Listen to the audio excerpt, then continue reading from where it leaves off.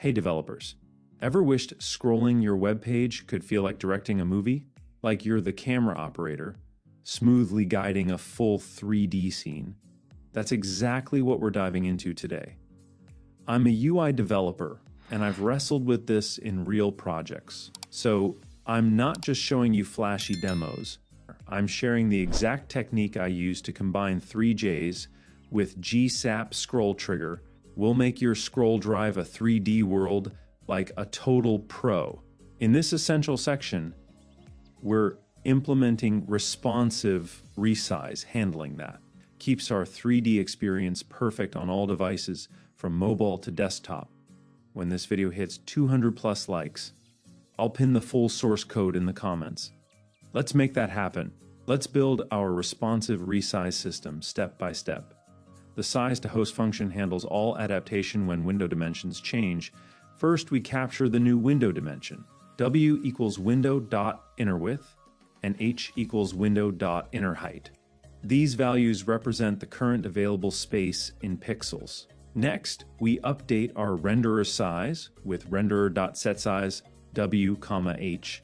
Step ensures our canvas matches the new dimensions without stretching or distortion. Without this, the 3D scene would either overflow or appear pixelated on resize.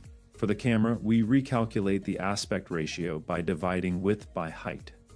We use math.maxw, 1 and math.maxh, 1 as safeguards. This prevents division by zero errors on rare occasions when dimensions might report 0. We then assign this new aspect ratio to camera.aspect. But changing this property alone isn't enough. We must call camera.updateProjectionMatrix to apply this change internally. This recalculates the camera's viewing frustum to match our new dimensions, preventing visual distortion. Finally, we handle scroll trigger integration. If scroll trigger exists, we schedule a refresh using requestAnimationFrame. This wraps scroll trigger.refresh in the browser's next painting cycle. Why schedule it? Because during rapid resize events, like device rotation, multiple resize events might fire consecutively. This ensures we only refresh scroll trigger measurements once the resizing is complete, preventing layout thrashing and performance hiccups. Outside the function, we add the resize event listener to window with passive equals true. This tells the browser our handler won't prevent scrolling, improving performance. We immediately call sizeAtAHost once during initialization to ensure correct sizing on first load. And that's how we create truly responsive 3D experiences.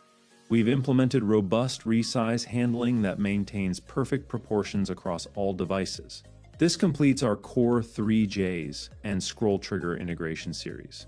If these tutorials helped you understand 3D web development better, please smash that like button. At 200 plus likes, I'll share the full production source code. Subscribe for our next series where we'll add advanced features, mobile performance, optimization, environment reflections, and physics-based animations. Got questions about responsive design or scroll trigger? Drop them in the comments. I answer every one. Happy coding, and go create something amazing.